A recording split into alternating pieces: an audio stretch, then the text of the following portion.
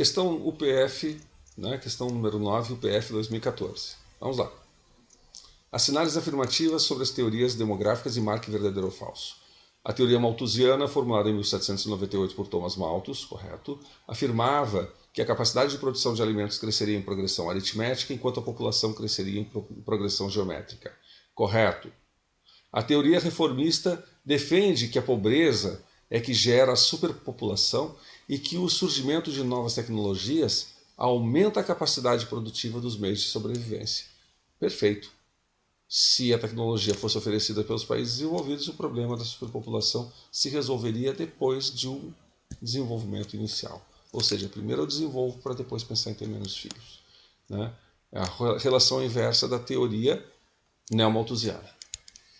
A teoria neomalthusiana, olha aí, defendia o controle da natalidade ao afirmar que o alto crescimento demográfico causava a generalização da pobreza em áreas subdesenvolvidas, exigindo grandes investimentos sociais e reduzindo a capacidade de investimento dos setores públicos. Verdade. Educação e saúde são os principais custos dos setores públicos dos países pobres e a teoria neomalthusiana avalia que as pessoas devem ter menos filhos. Né? A reformista fala o contrário. Me ajuda a desenvolver que eu vou ter menos filhos como consequência disso. Segundo a teoria malthusiana, as doenças não seriam um mecanismo natural de controle do tamanho da população, pois os avanços da área da medicina seriam eficientes para o controle das doenças. Bom, primeiro a gente não está falando de uma revolução médica, que isso é uma coisa que acontece lá, né, nos anos 50, principalmente, do século XX. Né, penicilina, um pouco antes. Né, depois da guerra, todo mundo sabe que as pesquisas em medicina cresceram muito, né, durante os absurdos que aconteceram durante a guerra. Né?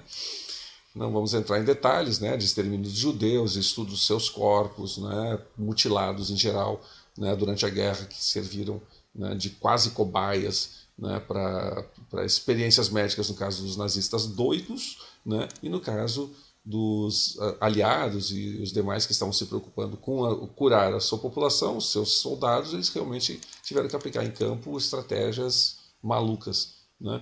E tudo isso gera aumento de conhecimento. Né?